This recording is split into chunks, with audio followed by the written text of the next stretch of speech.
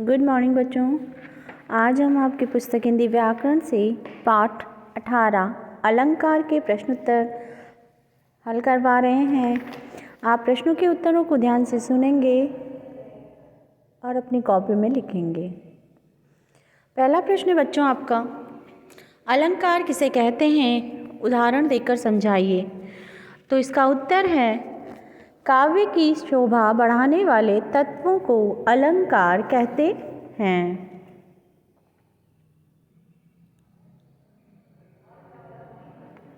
अलंकार का उदाहरण, तो अलंकार का काव्य बच्चों चरण कमल बंदो हरि राई। अगला प्रश्न है, अलंकार के कितने भेद होते हैं, स्पष्ट कीजिए। तो बच्चों इसका उत्तर है, अलंकार के दो भेद होते हैं, शब्दालंकार और अर्थालंकार।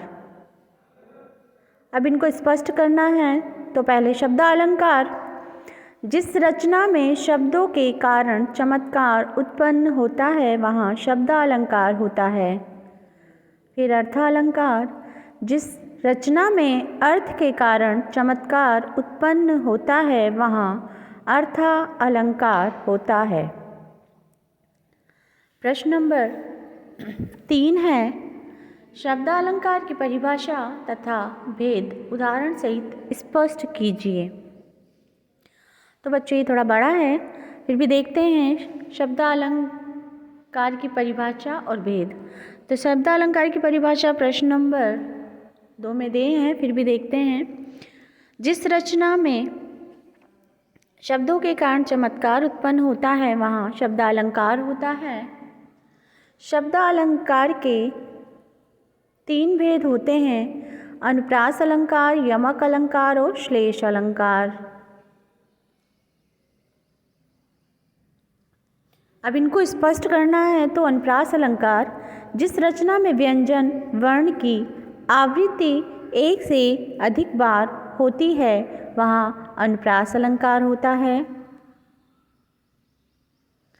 अनुप्रास का उदाहरण है रघुपति राघव राजा राम।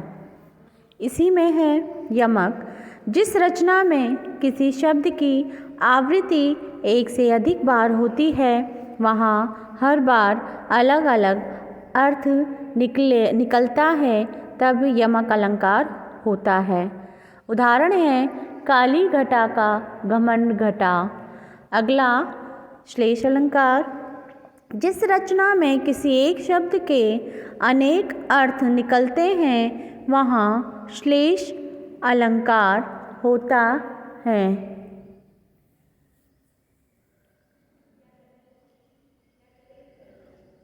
इसमें उदाहरण है श्लेष में, चिरजीवी जोरी जुरे क्यों न स्नेह गंभीर, को घटिए वृषभानुजा वे हलदर के वीर।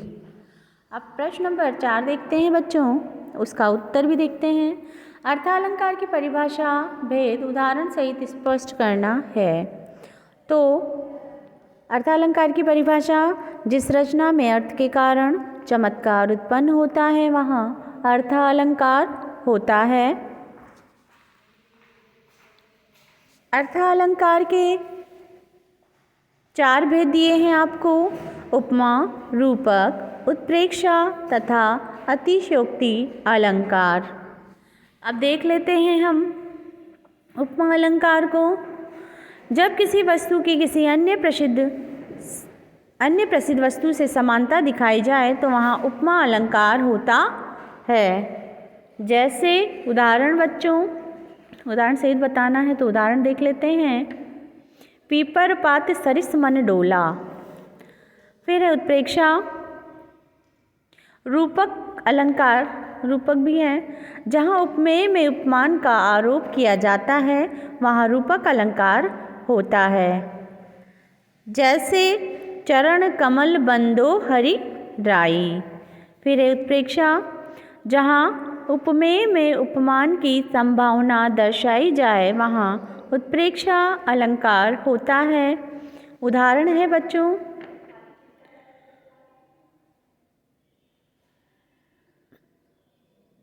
नील परिधान बीच सुकुमार, खुल रहा मृदुल अध खिला अंग, खिला हो ज्यों बिजली का फूल, मेघ बन बीच गुलाबी रंग। और फिर अर्थालंकार का ये चौथा भेद, अतिशयोक्ति अलंकार। जहाँ पर किसी वस्तु की उपमा बहुत बढ़ चढ़ाकर की जाए वहाँ अतिशयोक्ति अलंकार होता है। इसका उदाहरण है बच्चों,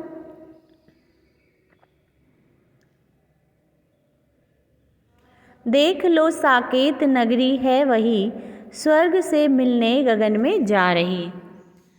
तो ये थे बच्चों प्रश्न 4 तक के उत्तर। 5वां देखते हैं क्या है। अंतर बताना है रूपक और उपमा अलंकार में। तो देख लेते हैं अंतर उनका। उत्तर है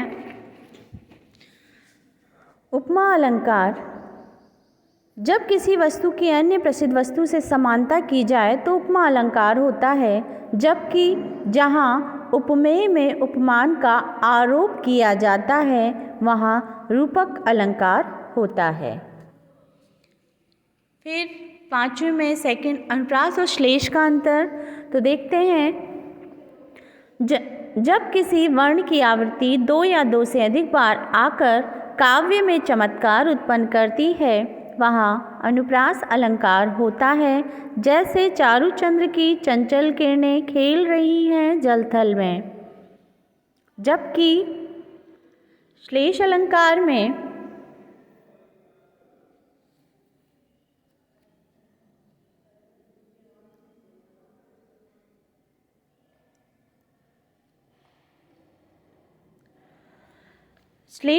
में ये होता है बच्चों,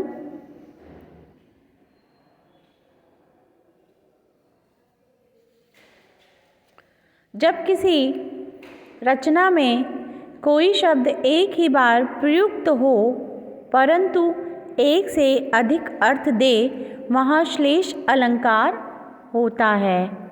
जैसे उदाहरण आप देख लीजिए,